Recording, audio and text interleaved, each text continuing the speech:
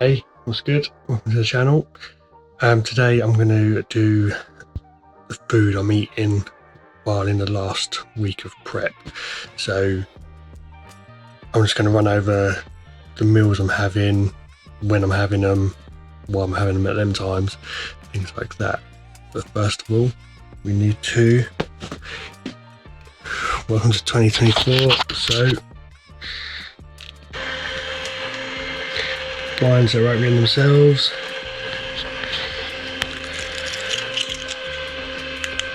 Turn right off. Job done. If the wheels keep spinning, keep the pedal pressed, let the road settle that way. What a perfect day, how did it manifest? I've been on top if I drop, I was truly blessed. Stop with the negative spit. If the wheels keep spinning, keep the pedal pressed, let the road settle that. Welcome back to the car. Always in the car driving. Right, so we had breakfast, basically the first meal, which was oats with a banana blended up so I can drink it on the way to work, just so I've got a little bit of energy for me, for my clients, just to push them through a session, keep them motivated as well. And then I had a egg white omelette with some spinach, some onion in there. So that will give me my protein source, my carb source, and obviously with the blended oats and banana, I just put some water with it because you don't want them extra calories of milk or whatever going in at this point. As I've cut all dairy from my diet, basically. I've done that 10 days out. I cut the dairy just because you don't want that sitting on the stomach, basically, make you feel a bit stodgy. So you will find that if you ever decide to compete, or you've competed before, or you're going to step on stage, that it does consume your life. Like me and my fiance wanted to go out for some food or some restaurant, but again I can't. So yes, you can pick meals with less calories in it, but it messes up your macros. Now your macros are out, and unless you plan it or take food with you, which you can do, some restaurants let you, just obviously partner can eat, but then sometimes they feel awkward eating. So you know, you normally find when you hit that prep time, however long you're doing it, 14 weeks, 16 weeks, 20 weeks or whatever, that them weeks, it literally consumes life. It's all you think about, talk about. You know, it can get boring to others, so try and be a little bit mindful of that, because obviously that's at the forefront of your brain, you thinking, what am I going to eat next, when can I eat it, where, you know, talking about your energy levels being low, you're tired. So it does consume your life, which isn't a bad thing, because if you think about it, 14, 16, 20 weeks or however long you're prepping for, after that you do what you want, eat what you want, obviously within reason. You don't want to blow up and expand out and, you know, go easy.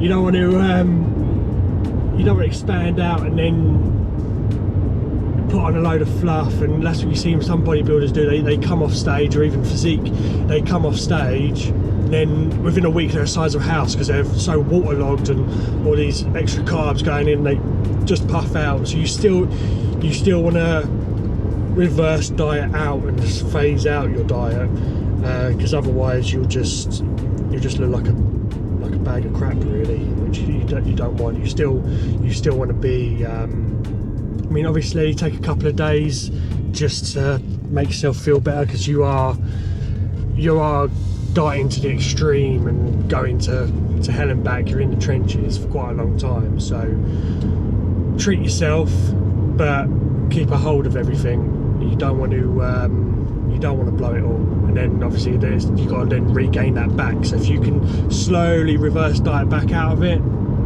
you're on to a winner. So the next meal that'll be going in will be chicken, veg and potato. And then depending what my day's like, I'll either go with cream of rice just to poke myself up a little bit, and then I'll probably go for a little walk and just get the heart rate up, get metabolism sped up a little bit, kick some more calories back, and then we'll go on from there. So yeah, see you then. As I was saying, next meal is chicken and veg. Always load up the veg because it's hardly got any calories in, it's mostly water. So I always pack out my meals full of veg and salads and stuff just to make them more voluminous. That makes you feel like you're eating more when you're not, basically. And the god of all sauces, Nando's Pyrenees. It is banging. So here we go. I mean, I'm not going to put tons of sauce on because obviously it has calories in it, but I want some flavour there. I'm not a complete bloody, you know, you need something enjoyable. And while I'm eating this, a bit of Greg Duchette as well. So, getting a little bit of knowledge, a bit of education while eating, and yeah, on to the next meal, which I say will probably be cream of rice just to see me over to my next meal. I was going to say, if you are struggling to get in from meal to meal, you can go coffees and diet drinks and sugar-free drinks, because they're low calories. So obviously coffee without milk is 0 calories, and then sugar-free diet drinks, I'd cap it at like 18-20 calories at most of them. So you can get some as little as 11. So you know there's only a few calories in it, but they will help you get to your next meal. And if you've got a sweet tooth like me, it will just take that craving, that edge off a little bit. So you can go down that route as well. Cool, on to the next meal. Right, feel free, I know what I'm on. And surprise, we've got chicken and veg and potato. So also keep hydrated. It's natural diuretic because obviously the water goes through your body and flushes your system and just keeps that water retention down. So always keep your water levels high. But leading into the show, obviously you want to take them out to obviously dry you out a little bit. I saved the cream of rice meal for later because I'm going to go out for a walk with my boy later. So obviously I just want to use the carbohydrates from that just to power me through rather than protein and vegetable source. So that's why I've changed them around. But at the end of the day, it's calories in, calories out, and you just got to program it around you and your lifestyle. And obviously make it work for you rather than, you know, rather than the other way around. So my brain's all over the place. But yeah, so plan your meals around your lifestyle, make it work for you. You'll get on a hell of a lot better. At the end of the day, it's calories in, calories out. That's all it is. It's a bit of a boring one. The next meal going in, so we have just on its own cream of rice. This is the cookies and cream one from CNP, I think it is, which is pretty decent to be fair. I really like the flavour of it. Most people, when they mix it, they put it with water then put it in the microwave. I find it goes really clumpy.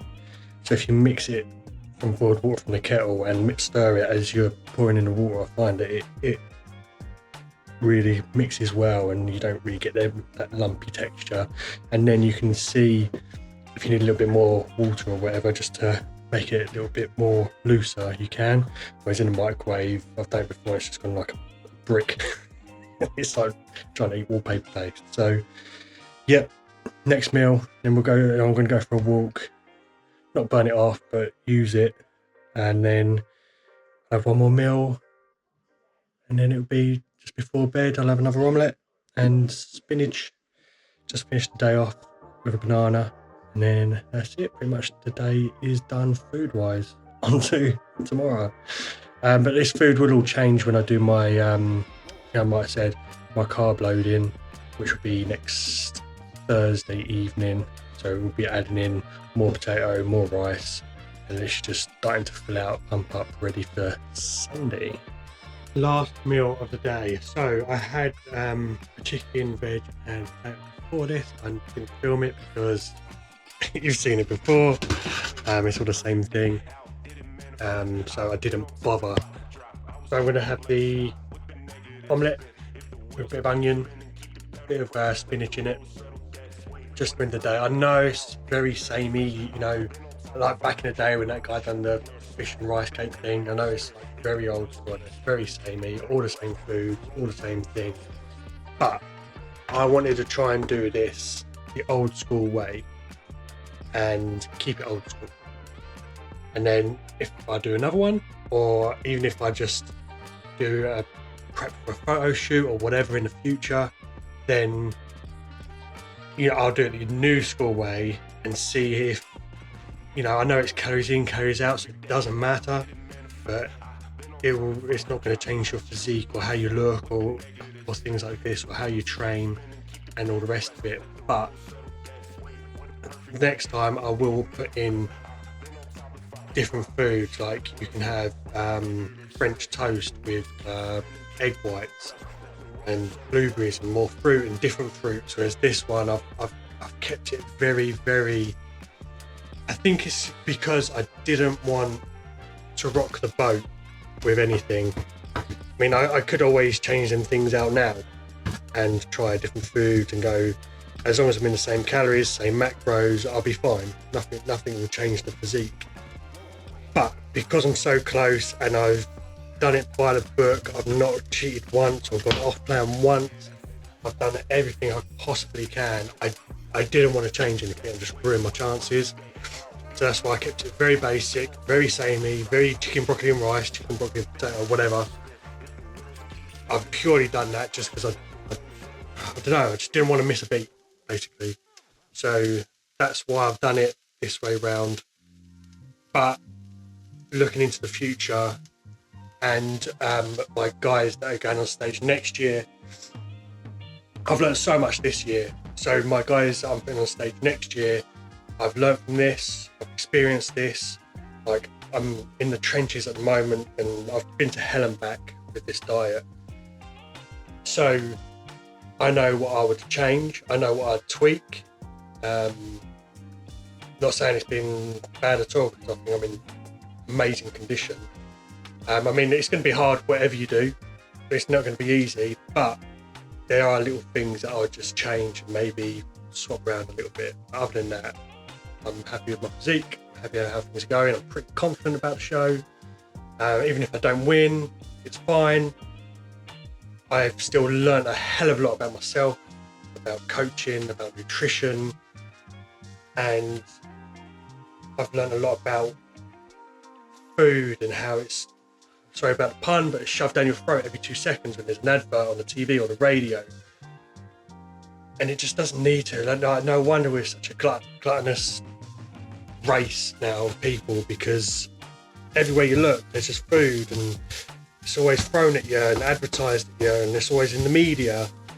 So, you know, no wonder people are getting overweight and have eating issues and all the rest of it, because it is literally always put in front of us to cheer us up. Food sells, it always sells. But I'm going to eat this last meal and then I'll be off early to bed because I am knackered. It's been a long day. So I will catch you in the next one. And I'm also going to do a lead up to my show as well. So on the Saturday when I travel up to the show, I'm going to film that. When I get my tan, film that. Carb loading, film that. Everything. So you get all the little backstage little bits, so you can really know the process and what it's like going through leading up to the show.